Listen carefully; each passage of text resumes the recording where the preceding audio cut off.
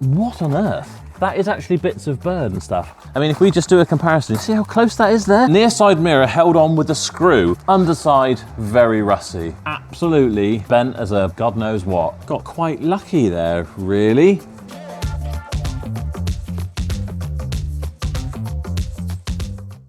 Hello everyone, welcome back to the channel, I hope you're doing well. Today, we are going to take a bit of a closer look at this Honda Jazz that some of you may remember me buying at G3 auctions for 250 quid plus fees. It was the cheapest car of the day.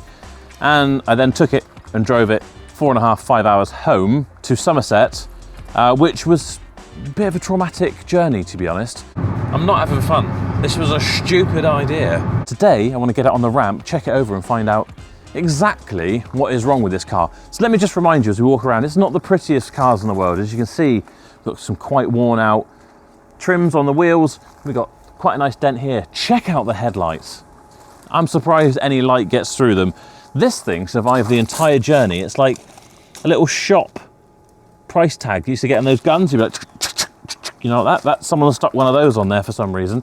But it made it all the way back here. We've got scuffs and scrapes. We've got rust. We've got sort of like mud terrain tires on the back. We've got like a plethora of dents in the roof of this vehicle. We've got dents in the boot. I don't know what's happened, whether that's been a bike rack or something, but the boot also doesn't open anymore. I had to slam it shut in order to get it back because when we picked it up, the boot was just flapping about and it didn't really work.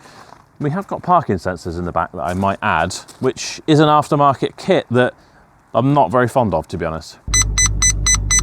Down this side, more scuffs, another weird off-road thing. Many more scuffs down here, which have had a terrible attempt at sort of trying to hide these things. They've got like a 2-inch paintbrush and just brushed over it and gone, yes, that looks so much better. Same here, where it's just rusted back through again. Wheel trim, this probably being the worst one on this Grenlander, which looks a little bit flat actually. It's not the prettiest of things. Inside is far better than outside. I mean, just look at the roof. There's less waves in the Bristol Channel than that thing. Ignore my Pepsis and rubbish Detroitus from my trip back. It was actually quite pleasant inside, other than the power steering. Ironically, the power steering, if you haven't seen that video, go back and watch it. It had like a notchiness, so it was like sticking in one position and then it would suddenly move, and I think that's down to a sensor. These have got electronic, I think, power steering, don't shoot me if I'm wrong, and it's quite a common fault for them to play up, and obviously mine was.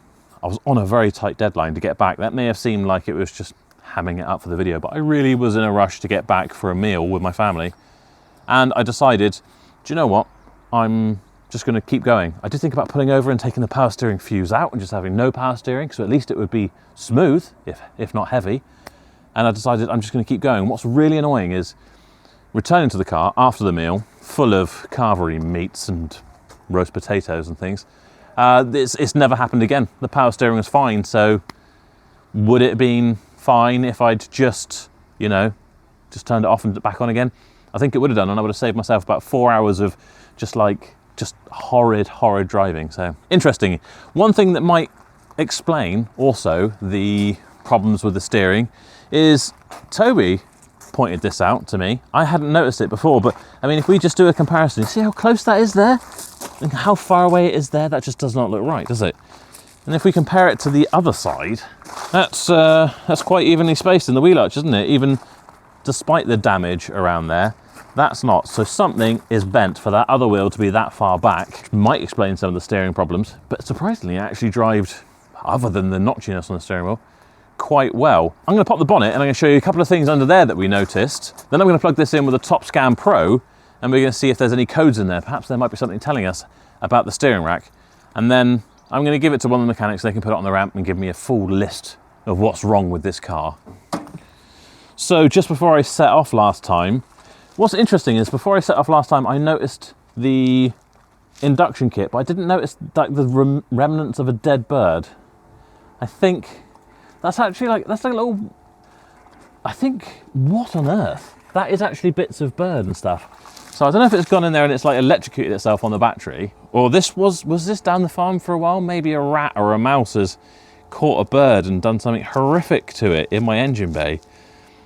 that's a proper little chicken bone or something. I know it's obviously not a chicken, but you know, it's just a little miniature one. Anyway, that's revolting. I wasn't expecting that, but now I remember that someone else had told me about that. Poor birdie. Anyway, we'll get that cleaned out. Also, the other thing we noticed is this ABS pump here, which looks like it's a recon unit, but then actually if you look at the plugs and the unions, someone's just sprayed it silver. Do you think someone's... Look, there's just silver just poured on this bit of the engine cover here. Well, in fact, there's bits of it sprayed across here. Didn't really pick up on that before, but I don't know why they do that. Unless they've got a second-hand one, they've put it on and we're like, we'll make that look new, and they charge someone for a new one or a reconditioned one and they've just sprayed it silver. I honestly don't know, but I can't stand to look at the dead bird anymore. So let's plug it in and see what codes it's got. Right, what I'm going to do is use the old Top Scan Pro from Topdon. You can find these on my website, insideline.shop. They're just £85, and that is the cheapest that you will find them in the UK, guaranteed. And what we're going to do is take this little dongle, which is very cool, much better than the general Top Scan. This Top Scan Pro, it's like metallic. It's a proper bit of kit, this, and it will do loads and loads of functions. What we want to do is plug it into our OBD2 port and read our codes, but first I need to figure out where the OBD2 port is on this Honda Jazz. Right, so I've plugged our dongle in, I found our OBD2 port, I've opened up the Top Guru app, and I've already installed the Honda Diagnostic software that we're going to need. So what we're going to do is I'm going to get it to read our VIN number, then it'll find out what the car is and what the engine is, and we can do a full diagnostic scan on it. Right, so I think due to the age, it didn't recognise kind of reading the VIN, but normally on most cars, this will just read the VIN, tell you what the car is, and you go straight into diagnostics. On this instance, we've gone manual, I've put general, it's discovered that it's Honda, and it's given me all the different options. So I've clicked on Jazz, and now I'm going to go on 2007 year, confirm. So we got auto scan, hot functions, and vehicle profile. Hot functions would be things like, if this was a diesel, you could do a DPF regeneration, you could do ABS, brake bleeding, all that sort of stuff, but we're not doing any of that. We just want to know what's going on with this car. So now it's going to work its way through, scan all the modules on this car, and give us any fault codes that it finds. I can't stress enough how thorough these checks are and how good this bit of kit is. We've sold tens and tens and tens of these, probably getting close to selling over 100 so far. And this isn't a slow process because it really is checking everything. It's already gone through the automatic transmission and tells us it doesn't exist because it is a manual. So give me a couple of minutes. I'm going to let this full scan run and then I'll let you know what it finds. Right, so it's 100% scanned now. And unsurprisingly, it's picked up on 2 faults with the electronic power steering and 1 fault with the ABS as well. So we can generate a report from this. We can enter our mileage. So we're going to say it's 110,777. We can name this report and confirm and save. So that would have saved as a PDF. We can read through, see all the information here.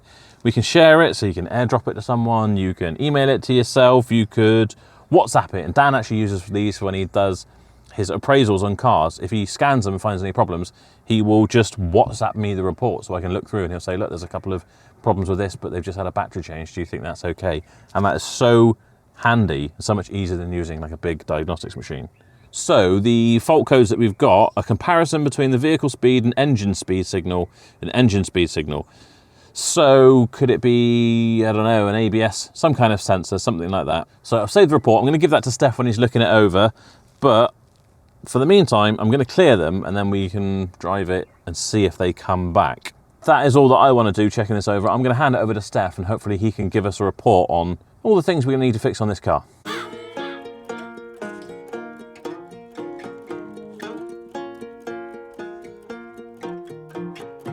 Right. The car is on the lift. I have my list from Steph of everything that he's found wrong with this Honda Jazz. So while it's at this lower level, he's obviously gone to great joy and depth of writing on all the damage. We know about the damage on the outside. That's, you know, we're here for the mechanical stuff, not the dents. There's, you know, we'd be here all day if we were looking for just dents. But he has put headlights discolored. Well, yes, it goes without saying. We could definitely save those, you know, if this car's worth saving, but we don't know yet. Near side mirror held on with a screw. In fact, it's held on with 2. I can see there's a great big screw in there. And round the other side, Toby can run round. See, there's a great big screw in there as well. But look, to be fair, it feels pretty rock solid. Air filter. We've looked at the air filter. We know that it's got an aftermarket induction kit, which, interestingly, on the drive back, it just makes no induction noise whatsoever. It can't be doing anything good for this car, I don't think. The ABS pump has a nice paint job, which is nice to know, as we've noted before. The boot won't open. Yeah, we know about that. Kind of used to open and close, and now it doesn't anymore. Fixed it. And then everything else, we're going to need to get this car up in the air to have a look at it. So let's get it up in the air.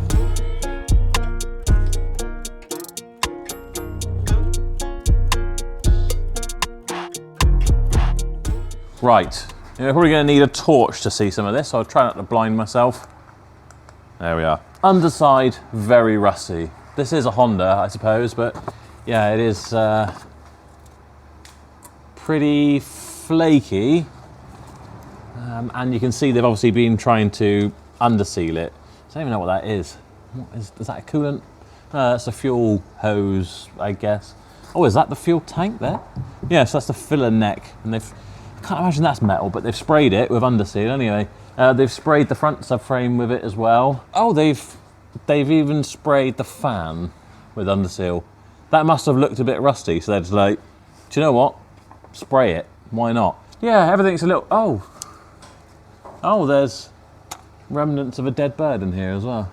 Look at that, that's nice. It's just, yeah, everywhere there's bits of sticky underseal, there's bird feathers stuck to it.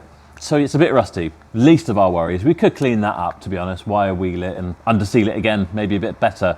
I noticed that it doesn't seem to be the original cat in here. I could be wrong, because I thought, I was like, bought an absolute nailer.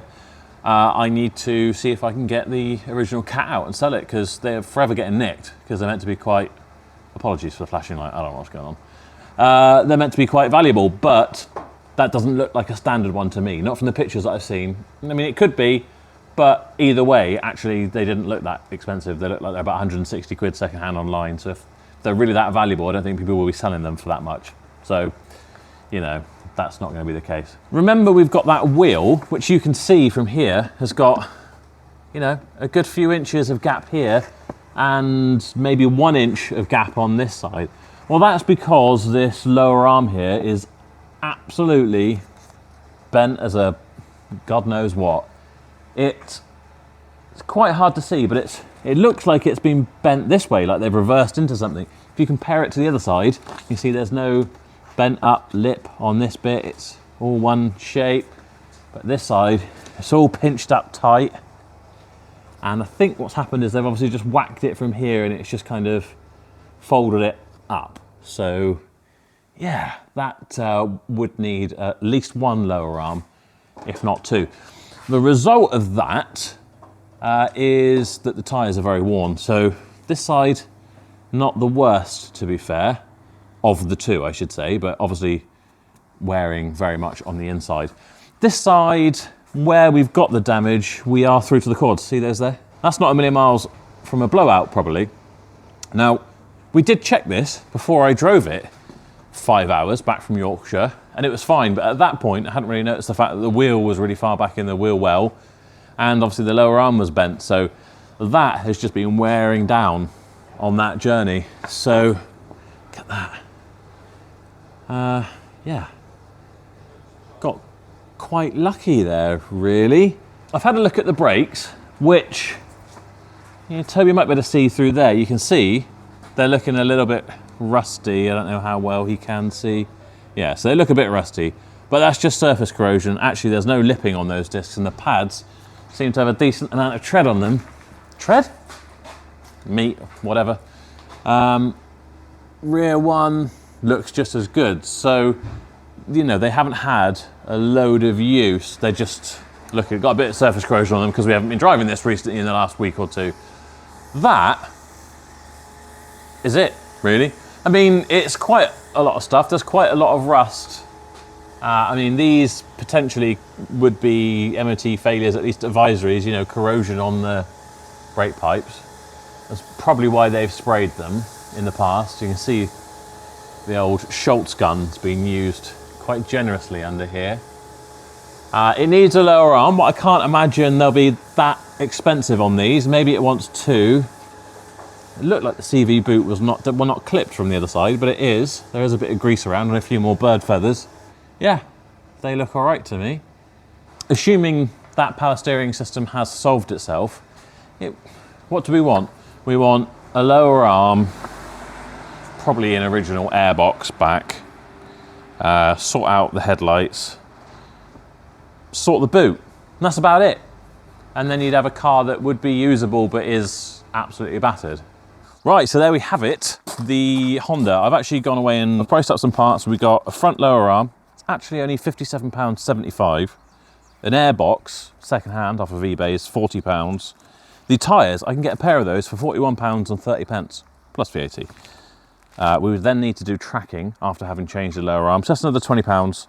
And let's say a £5 can of underseal from Proper Job to kind of wire wheel with underneath and tidy it up. It's another £5. So we're looking, with labour, a couple of hours at our price, let's say, we are looking at a price of about £214.05 to put this hopefully mechanically right. Stefan did say that changing the lower arm might not be the end of it. We could find that the hub is actually bent. Until you change that lower arm, you won't know until you look at the shock absorber in its correct place, is that all bent or not? It could need a shock absorber, it could need a hub, but I think it would be an awful lot better just for a lower arm. Of course, one thing we haven't sorted just yet is the boot as well. So that's probably going to need another lock, but we haven't really got far enough into looking into that. So if we were to do all that work, assuming that we think the power steering rack's not going to play up again, we're assuming that all of that front suspension needs is a front lower arm, we would be looking at a sort of stand-in value on this car of £713.85.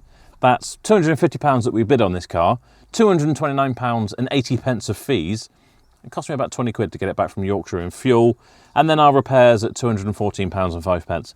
Will this car be worth 714 quid by the time we're done with it? I mean, it has got quite a long MOT, I think, from memory.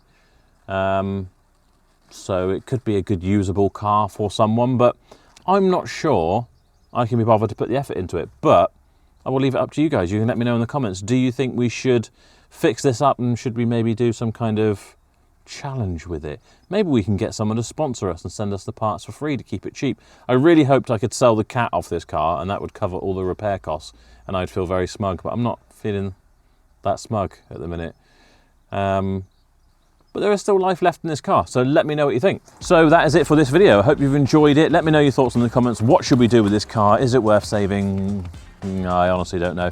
Let me know your thoughts. If you enjoyed the video, don't forget to like and subscribe. Don't forget, as I keep forgetting, that we are giving away a £5.5 grand Tudor watch as soon as we hit 200,000 subscribers. We're a little way off, but you know, maybe when Christmas 2025 rolls round, you know, we could be hitting that 200,000 mark and you could be winning a watch for free. You know, why not? It doesn't cost you anything to subscribe.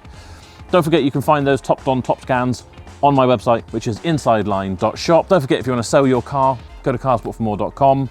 In fact, if you're a trader and you want to buy cars, then go to carsportformore.com/trade, and you can sign up for a free dealer account there. That is it for this time. Thank you for joining us. Hope you enjoyed it. Bye-bye.